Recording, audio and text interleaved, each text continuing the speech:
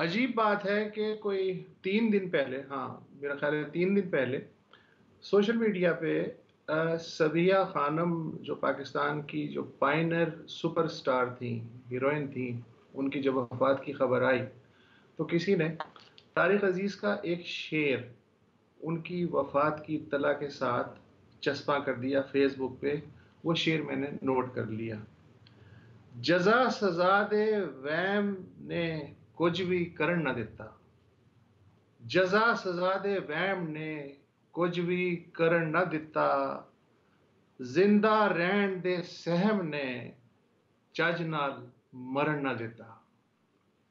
ये सबिया खानम के लिए तारिक अजीज का शेर किसी ने चस्पा किया था और आज एग्जैक्टली यही शेर खुद तारिक अजीज के लिए हम कह सकते हैं उनका अपना ये शेर, व्हाट अ कोइंसिडेंस। मेरी समझ में नहीं आ रहा कि तारुफ कैसे कराऊं। वो सदाकार भी थे, कॉलम निगार भी थे, अदाकार भी थे, शायर भी थे, सियासी वर्कर भी थे, सोशल वर्कर भी थे। अब अल्लाह जाने, अब सांस फूल जाती है। एक आदमी अपनी ज़िंदगी में 84 साल की रिच ज़िंदगी में शायद ही कोई लम्हा स्ट्रगल से खाली या मसरूफियत से खाली गुजरा हो। तारिक अजीज़ का जालंधर में पैदा हुए, पार्टीशन के बाद उनकी फैमिली साहिवाल आ गई, वहीं बस गए। 1960 में लाहौर चले गए तलाश माश के लिए।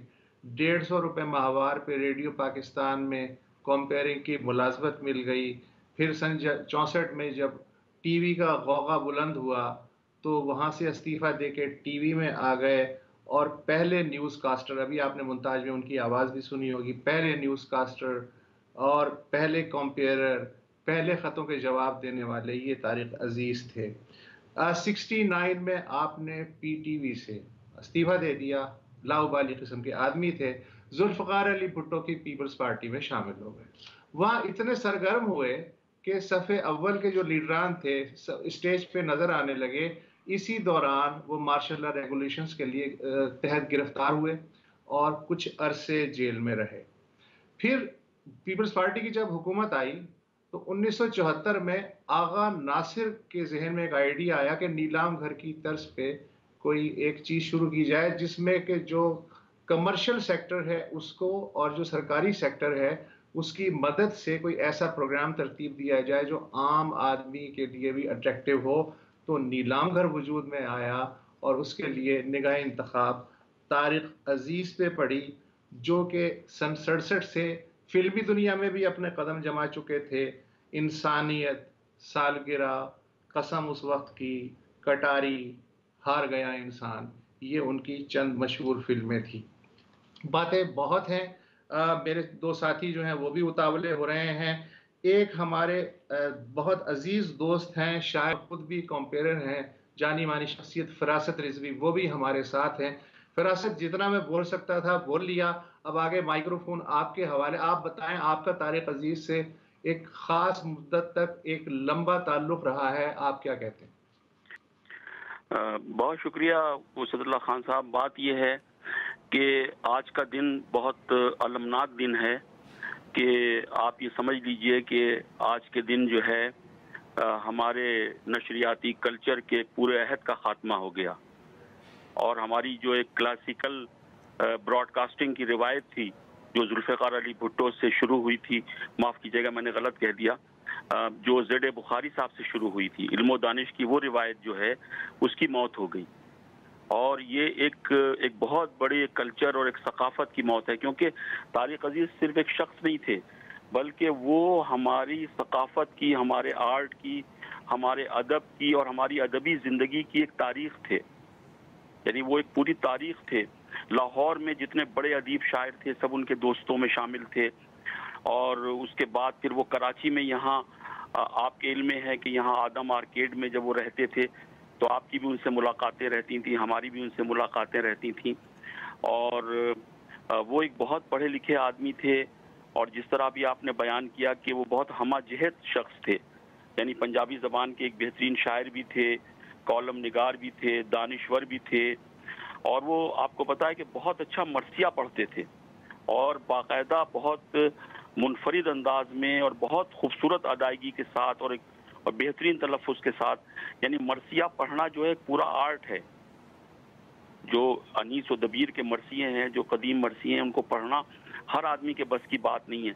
इसकी उन्होंने बाकायदा तरबियत हासिल की थी जुल्फ़िकार अली बुखारी से, और वो बेहतरीन मरसिया पढ़ते थे। और उनकी आवाज़ जो है रेडियो पाकिस्तान में गोल्डन वॉइस कही जाती थी, क्योंकि उनकी आवाज़ में एक मौसीकियत थी, एक खिताबत का अंदाज था, एक असर अंगेज़ी थी, और यानी बहुत ही दिल पर असर करने वाली उनकी आवाज़ थी। और रेटोरिक्स का, खिताबत का एक बहुत ही एक झनकार थी उनकी आवाज़ में, एक अंदाज, एक ऐसा उसलूब खुदा ने उनकी आवाज़ को दिया था। कुछ लोग ऐसे होते हैं जो आपकी ज़िंदगी के साथ साथ चलते हैं, और वो चले भी जाएं तो मुझे नहीं लगता कि उनकी ज़िंदगी का जो असर है आपके ऊपर वो ख़त्म हो जाएगा। मैं फरासत साहब से सिर्फ ये पूछना चाहूँगा, बल्कि अगर ब्रेक ले लें तो ब्रेक के बाद मैं पूछ लूँगा उनसे।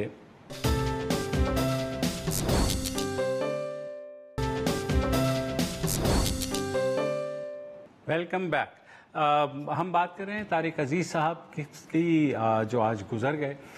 नीलाम घर की बात हुई, वसत ने भी की, फरासत साहब हमारे साथ मौजूद है। फरासत भाई, मैं आपसे सिर्फ ये पूछना चाहूँगा कि नीलाम घर का खासा ये रहा कि उससे उस पूरे दौर में शायरी भी बहुत प्रमोट हुई, ज़ाहिर है बैतबाजी के मुकाबले हुए, क्विज शो भी वो था, तो उसके साथ हमने जो बस पैरेलल देखा वो गालिबन कसौटी ही रहा। उसके बाद इतने बरस तक ये चलता रहा शो।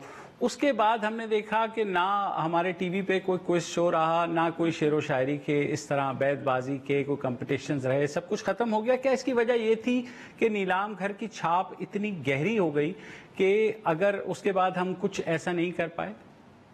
नहीं, इसमें नीलाम घर का मसला नहीं है।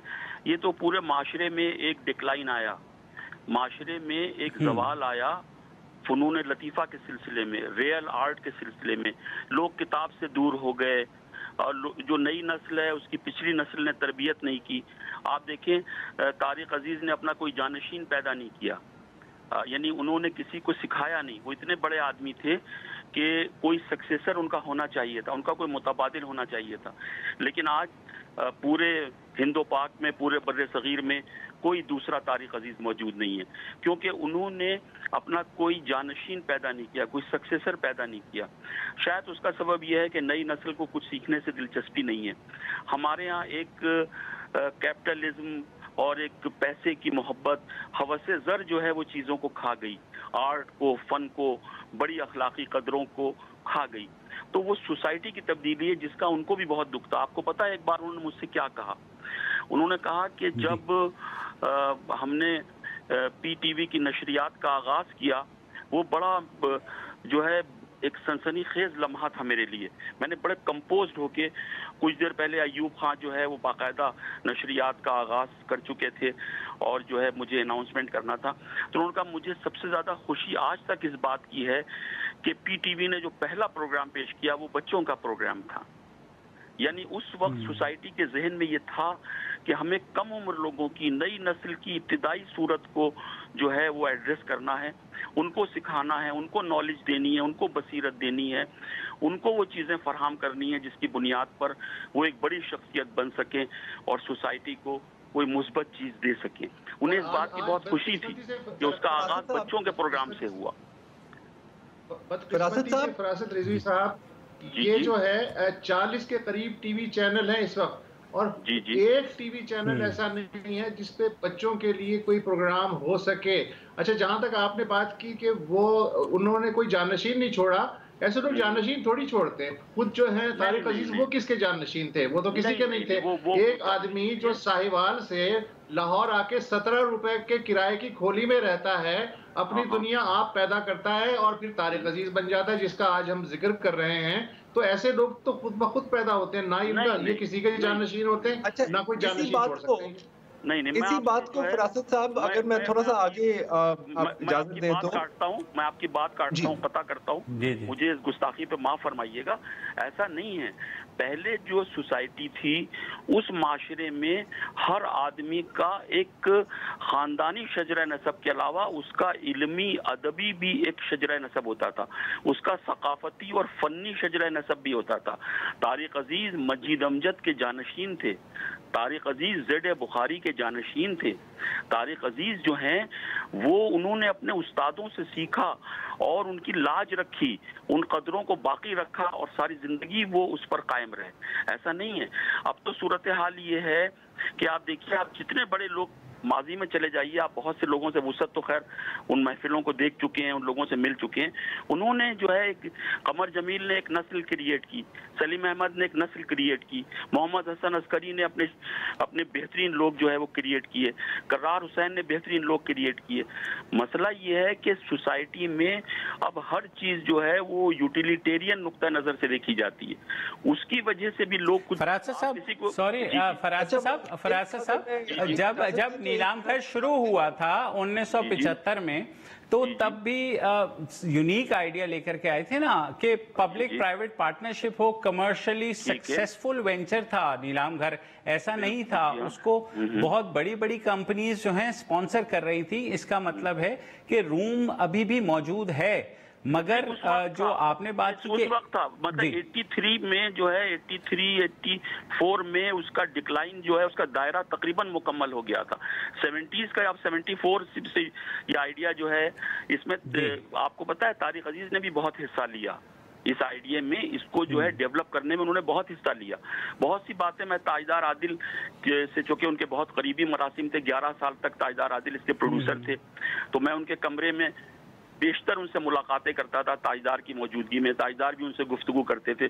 मुदब्बिर रिजवी स्क्रिप्ट एडिटर थे, वो इंचार्ज थे, सारे सवालात जो तैयार होते थे मैं वो सारी गुफ्तगुएं भी सुनता था। तो मैं देखता था कि उस वक्त एक जिंदगी और एक उसकी रमक मौजूद थी सीखने की, इल्म अदब की कोई इज्जत मौजूद थी, उसके समझने वाले मौजूद थे। ये सूरत हाल नहीं है। ये चंद बरसों में, बहुत कम अरसे में बहुत बुनियादी तब्दीली जो है वो वाक़ हो गई है। रास्ते साहब, सॉरी हमारे पास वक्फे का वक्त। बहुत शुक्रिया, आपने तारिक अजीज की शख्सियत और उनके जो माशरे में उन्होंने अपनी छाप छोड़ी है उसके बारे में बात की। एक ब्रेक लेते हैं।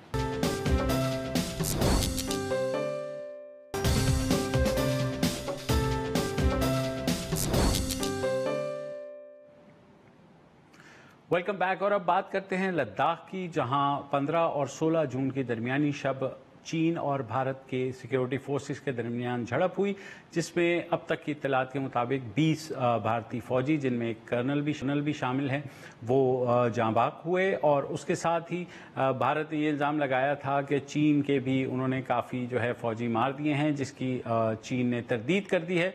दोनों साइड से कहा जा रहा है कि line of actual control Galwan valley में जो है वहाँ पर खिलाफ वर्जी हुई है। चीन का कहना है कि भारतीय फौजी line of actual control cross करके चीनी इलाके में आए, जबकि भारत का कहना है कि चीनी फौजी वहाँ गए।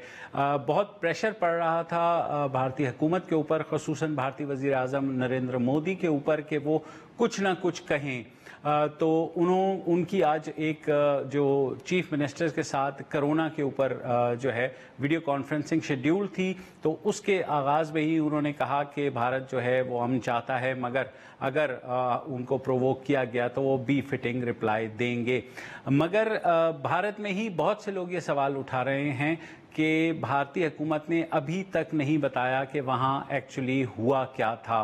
जो इंडिपेंडेंट वहाँ के एनालिस्ट हैं वो इस बात को क्वेश्चन कर रहे हैं कि भारत की तरफ से अभी तक क्यों क्लियर पिक्चर सामने नहीं आ रही, जबकि 20 फौजी भी उनके हलाक हुए हैं, उसके बावजूद जो क्लियर पिक्चर है वो ज़रा सामने नहीं आ रही। और इसी बात में खासी लेदे भी हो, बल्कि एक मैं देख रहा था, ऑल्ट न्यूज़ के को फाउंडर हैं, उन्होंने एक थ्रेड किया सीरीज़ ऑफ ट्वीट्स का। उन्होंने कहा कि पुलवामा जब हमला हुआ था तब भी ये बात हुई कि 500 किलोग्राम एक्सप्लोसिव कैसे आ गया। बालाकोट के ऊपर भी ये कहा गया कि 300 जो है दहशतगर्द वो पाकिस्तानी इलाके में भारत ने मार दिए हैं, मगर उसका भी कोई सबूत नहीं दिया गया। और अब जो कुछ लद्दाख में हुआ है उस पर भी भारतीय हुकूमत कोई सबूत देने पे अभी तक नाकाम रही है, ये बताने में कि एक्चुअली ये हुआ कैसे।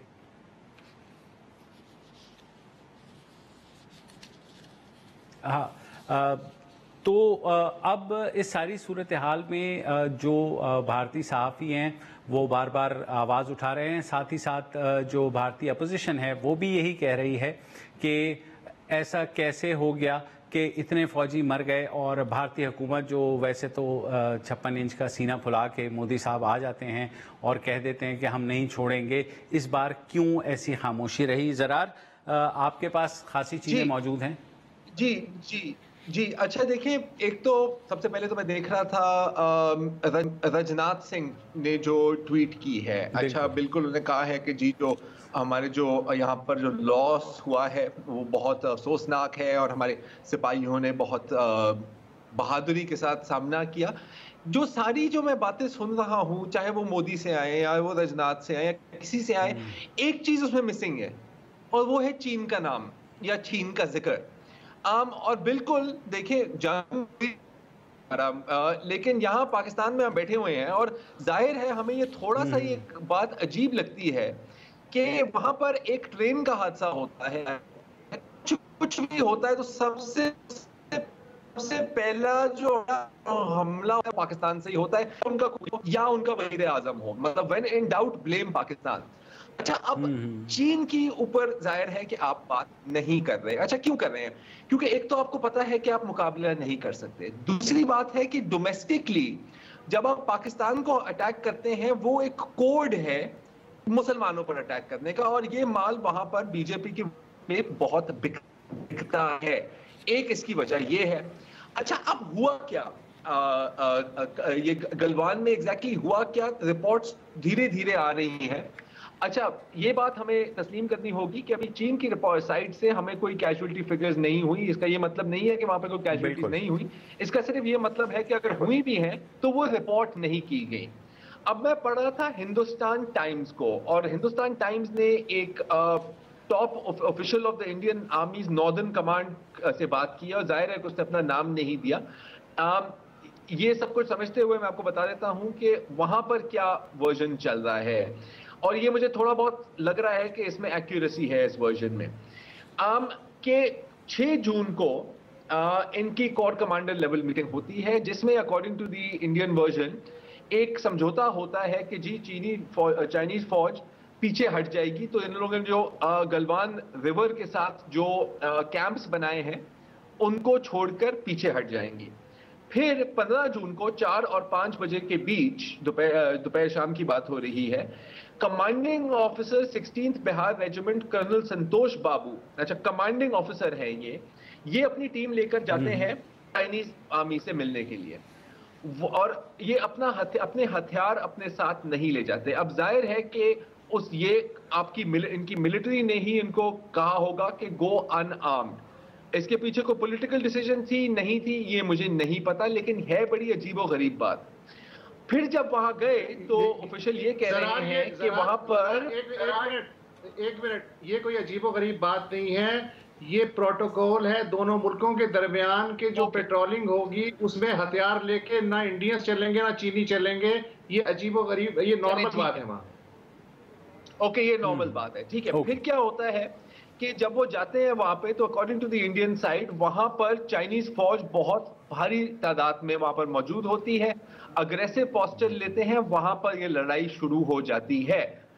फिर वो कहते हैं कि चाइनीज को मजीद रीइंफोर्समेंट्स आते हैं और वो लोहे के सरिये और क्लब्स, और कोई ये भी कह रहे हैं कि क्लब्स के ऊपर बार्ब्ड वायर बांधा हुआ था, उससे इनको मारते हैं और पत्थर भी मारते हैं। तो ये अभी तक ये लग रहा है कि सिचुएशन ये डेवलप हुई है। अगेन जंग, इसका ये मतलब नहीं है कि जंग होगी। जंग क्यों नहीं होगी? अच्छा, कल मुसद आप बात कर रहे थे अबाउट ट्रेड एंड इकोनॉमी। बिल्कुल ये एक वजह है, लेकिन सिर्फ ये एक वजह नहीं है, क्योंकि आपने देखा होगा पहली जंग अजीम से पहले, दूसरी जंग अजीम से पहले यूरोप में भी कोई कम तिजारत नहीं थी, कम पैसे नहीं लगे हुए थे, जंग फिर भी हुई।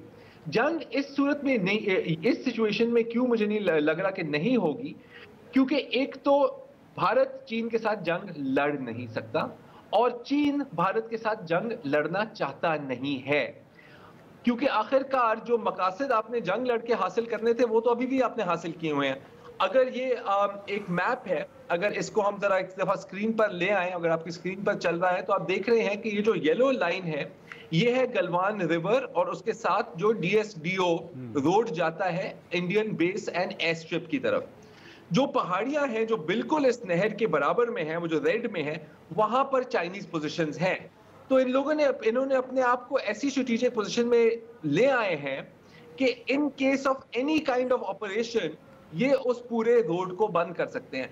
तो जब आपने पहले से ये हासिल किया हुआ है तो आपको जंग लड़ने की क्या जरूरत। दूसरी चीज के जितनी भी स्टेटमेंट्स आ रही हैं भारत से या चीन से, वो अब टेम्परेचर डाउन करने वाली स्टेटमेंट्स है। भारत से तो बिल्कुल ही टेम्परेचर डाउन कर रहे हैं। चीन में जो जाओ लीजान है, उनके फॉरेन मिनिस्ट्री के तर्जुमान, और पाकिस्तानी उनसे बहुत वाकिफ है, यहाँ पर पाकिस्तान में भी काफी टाइम उन्होंने गुजारा है, उनका टोन थोड़ी सी अग्रेसिव है। लेकिन इंडिया से क्लियरली हमें लग रहा है कि कोई खास इसका रिस्पॉन्स नहीं आना। इसके साथ साथ ऑब्वियसली ऑपोजिशन भी बातें कर रही है। हमें एक ब्रेक लेनी है। जाहिर है दोनों ममालिक के वज़राए खारजा की भी आज बातचीत हुई है। जो हिंदुस्तान है उसका ये कहना है कि चीन ने जो है यकतरफा तौर पर कुछ इलाके पर कब्जा करने की कोशिश की है। ये नहीं बता रहे कि वो कोशिश कामयाब हो चुकी है। बहरहाल एक वक्फा लेते हैं, उसके बाद वापस आते हैं।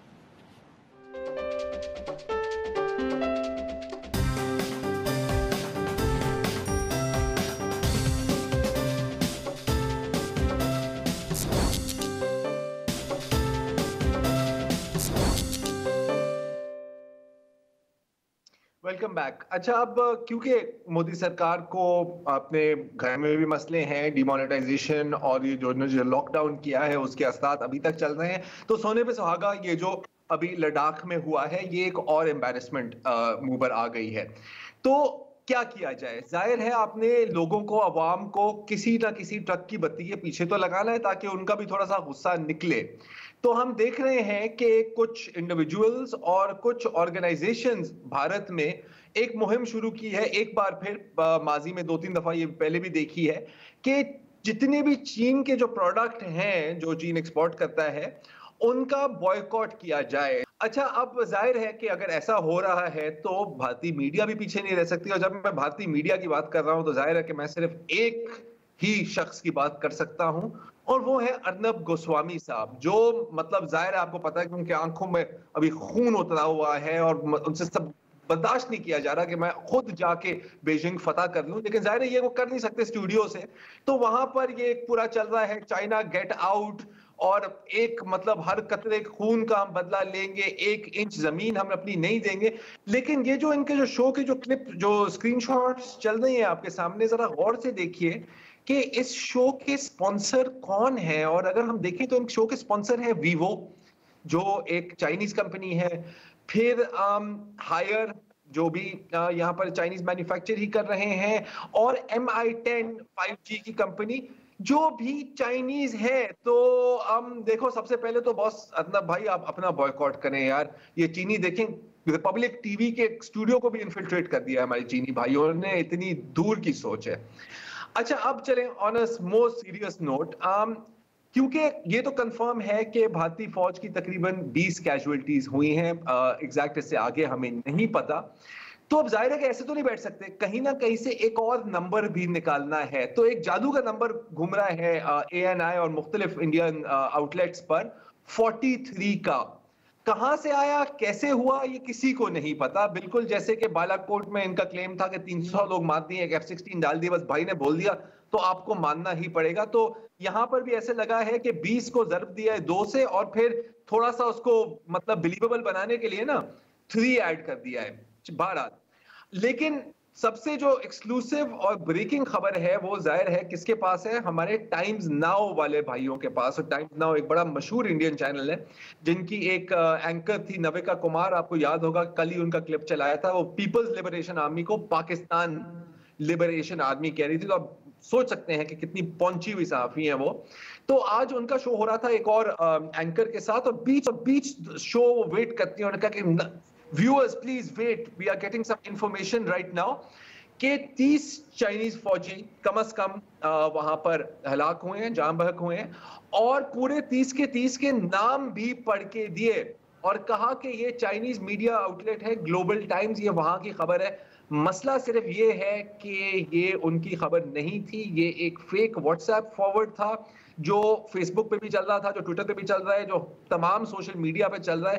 किसी ने इनको भी फॉरवर्ड कर दिया और इन्होंने इसको as a real breaking news ले लिया। और ना सिर्फ ये, बल्कि एक पूरे रिपोर्टर का इसके ऊपर एनालिटिकल बीपल भी ले लिया और ने कहा कि जी बिल्कुल जरूर ऐसा ही हुआ होगा, और फिर पूरा अपना मंजन बेच रहे थे।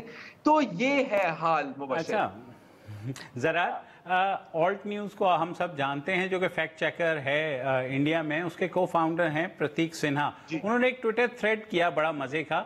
उन्होंने कहा कि ऐसा क्यों होता है कि जब भारतीय हुकूमत कोई दावा करती है तो मीडिया उसको क्वेश्चन नहीं करता। उन्होंने कहा क्योंकि उस वक्त एक फिजा जो है क्रिएट कर दी जाती है कि नेशन फर्स्ट, और नेशन फर्स्ट का यहाँ मतलब होता है कि हुकूमत फर्स्ट।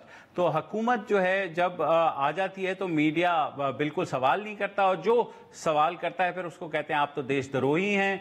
और साथ ही साथ उन्होंने ये भी कहा कि फिर एक फ्रेंडली न्यूज़ एजेंसी चूज़ की जाती है, इन दिस केस ANI, जिसने कल कहा कि जी 43 जो हैं चाइनीज़ फौजी जो हैं वो हलाक हुए हैं उसमें, लेकिन उसकी कोई रिपोर्ट नहीं है। तो इन्होंने फैक्ट चेकिंग की है और उन्होंने कहा है कि बस ज़रा सा भी आप सवाल कर लें भारतीय हुकूमत से कि सर जो आप दावे कर रहे हैं उसकी कोई सबूत दे दें, कोई एक तस्वीर ही दे दें, तो कह रहे हैं कि फ़ौरन उस पर आ जाता है कि नहीं आप देशद्रोही हैं, आपने कैसे किया। तो मेरे ख्याल में ये जो मीडिया को इस तरह इस्तेमाल करने का जो बीजेपी ने गुर निकाला है, अब वहाँ पर भी सवालात उठ रहे हैं। अब अपोजिशन भी उसमें आ गई है और इस तरह की जो फैक्ट चेकिंग वेबसाइट हैं वो भी उसमें आ गई हैं। बहरहाल ये मसला जो है जाहिर है आगे भी चलेगा, कुछ और खबरें भी आएंगी। जैसे हमने बताया कि दोनों ममालिक के वज़राए ख़ारजा के दरमियान आज बात हुई है, जयशंकर और वैंग यी के दरमियान, और जो डिसंगेजमेंट तो कल हो गई थी, मगर अभी तक जो चीन का कब्ज़ा है गालवान वैली में वो बरकरार है। वो कैसे छूटेगा वो शायद भारत को अभी समझ नहीं आ रहा। चीन छोड़ने के लिए तैयार नहीं है। आज के लिए इतना ही, कल दोबारा हाजिर होंगे। इजाज़त दीजिए, खुदा हाफ़िज़। अस्सलाम वालेकुम। अगर आपको हमारे शो पसंद आया है तो प्लीज़ हमारे YouTube चैनल को सब्सक्राइब करें, और अगर मुनासिब समझे तो इस वीडियो को लाइक भी कर लें, तो कोई हर्ज नहीं है, और शेयर भी कर लें और कमेंट भी कर दें जी, वरना वो सब ऐसे ही लिखते रहेंगे। और ये जो दोनों कह रहे हैं ये कर लें जी प्लीज़, नहीं तो हमें भी घर जाना है, मैं आपके कंप्यूटर में नहीं रहना 24 घंटे। सही बात।